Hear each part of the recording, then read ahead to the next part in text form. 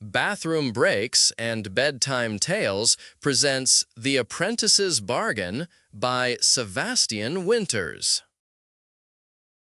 The Blood on My Hands. Braxton's head hits the pavement with a sickening crack, a sound I'll hear in my sleep for the rest of my life, like barely ripe watermelon exploding. I don't breathe. I don't move. I just stand there, staring at him, waiting for him to groan, to curse at me, to move, anything. But his body stays twisted on the concrete, the back of his skull dark with something that shouldn't be spreading this fast. The Rolls-Royce sits behind me, its chrome grille gleaming under the streetlights.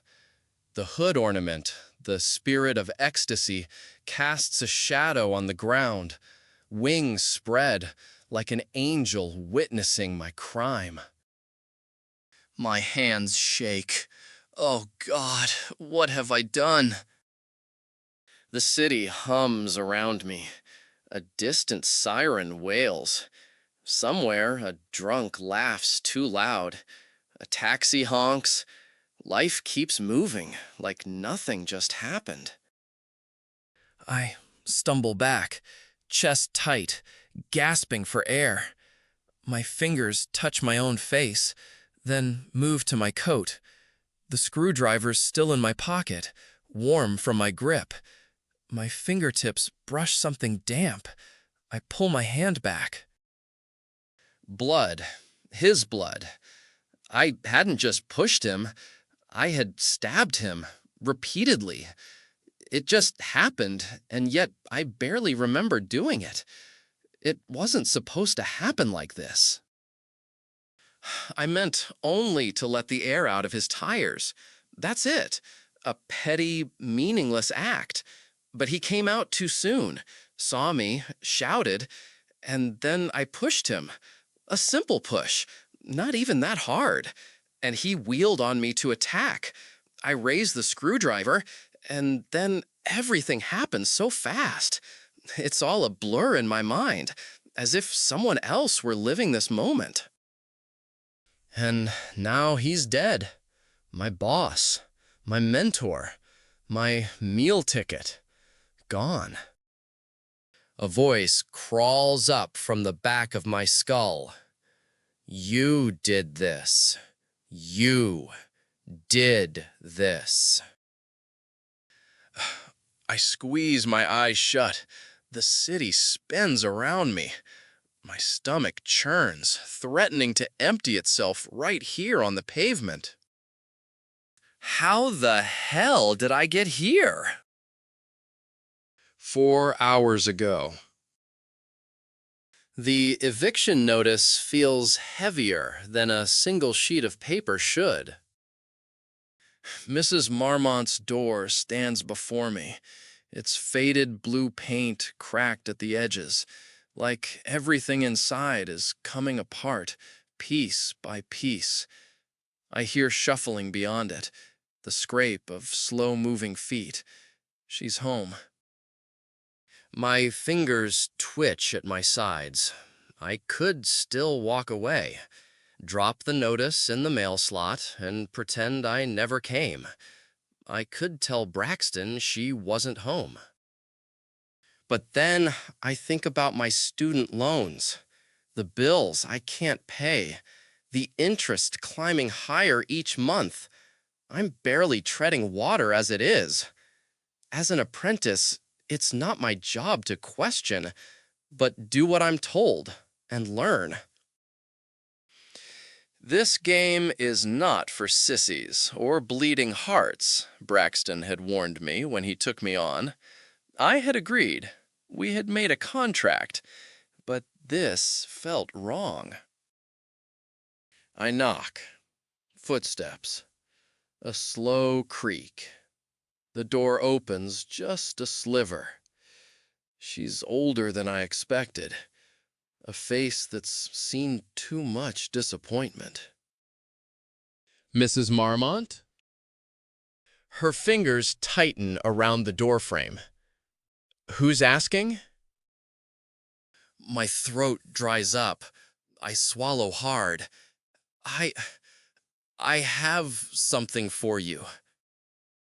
She doesn't reach for it, just watches me like she already knows. I shouldn't step inside, but I do. Her apartment is warm. It smells like cinnamon and dust and old paperbacks, the kind of place people lived in for decades. In fact, she has, longer than my parents have been alive. The kind of place you could grow old in if the world weren't so damn cruel. I hate myself. She lowers herself onto a tattered couch, a threadbare blanket draped over her lap. How bad is it? I hesitate. They want full payment by the end of the week. She nods, like this is expected, like she's already grieved the loss. I don't have it. Of course she doesn't. Do you have anywhere else to go? I ask, knowing the answer. She chuckles softly, not a real laugh. Just air passing through resignation. No. I look away. The envelope in my hand feels radioactive. I can try to talk to Braxton. He doesn't listen. I swallow bile. I know she's right. And what am I saying? I'm Braxton's proxy, his advocate, not hers. I should leave. I should drop the paper on her coffee table, let it sit beside a cup of tea and unpaid bills, and walk out like this never happened. Instead, I sit down. She studies me, sees something in my face, something fragile. You're young, she says softly, new to this. My fingers clench into fists. I don't respond. You don't have to be like him. I don't answer, because I made a decision when I signed my contract. I do have to be like him. It's the whole point of the apprenticeship. I feel sick as I realize that not only am I expected to be like him, but at this moment, as his surrogate, I already am. 2 hours ago. Braxton leans back in his leather chair, swirling whiskey in a crystal glass, watching me like I'm barely worth the air I'm breathing. I don't know why I do it, but I suggest leniency for the old lady. Braxton merely shakes his head and scoffs. You feelin' soft, kid? He drawls. 'Cause if you can't handle the job, there's a line of people outside that door who will. I bite the inside of my cheek so hard I taste blood. She's an old woman, sir. No family. Nowhere to go. He snorts. And? You think that's my problem? My jaw tightens. You think she'd hesitate to cash a check if you were in her shoes? Life's a game, Reuben. You win or you don't. He takes a sip. And right now, you're not winning. I stare at the dark amber liquid swirling in his glass. The ice clinks softly. His watch gold, thick, expensive, catches the light. His suit probably costs more than my tuition. I realize that I hate him. I hate every smirking, smug breath he takes. I hate that he owns everything I don't. I hate that I need this job. I hate that I'm becoming him. What was I thinking? That contract feels like a deal with the devil. Maybe it was. His phone buzzes. He checks it, sighs, and stands. I don't have time for this. Either you do the job or you don't. But if you come in here again whining about some nobody who can't pay their rent, I'll make sure you're on the street next. I don't remember standing. I don't remember walking out of his office. But suddenly, I'm outside, the city pressing in around me, my heart hammering like a drum. I know what I have to do. Now, Braxton isn't breathing. His Rolls-Royce looms behind me, an obscene monument to everything he was, everything I'll never be. I feel like I'm floating, watching myself from outside my body. My breath is fast, too fast. My hands won't stop shaking. A security camera blinks at me from the corner of the parking lot. I let out a deep breath as I remember that it leads to nothing. Security is 90% theater, kid, Braxton had told me. As long as they think they're being watched, people behave themselves, Braxton had said the first time I pointed it out. It made sense. Tonight, I don't know if I am grateful for it or dismayed. I deserve to be punished. I know that.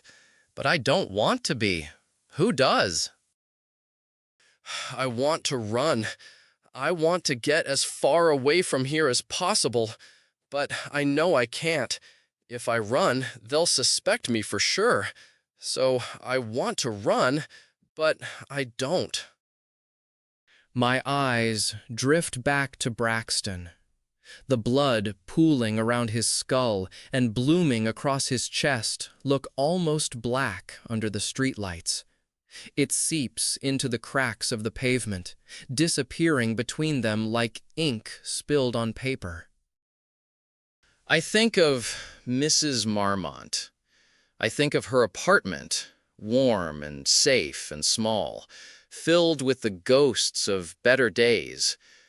I think of the eviction notice still sitting on her coffee table.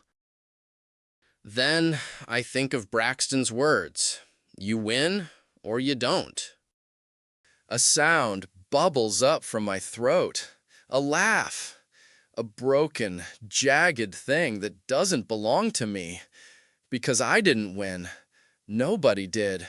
Not Braxton, not me, and not Mrs. Mormont. I reach for my phone, thumb hovering over 911, and then, slowly, I put it back in my pocket. It's what he would have wanted, right? Would he consider this winning?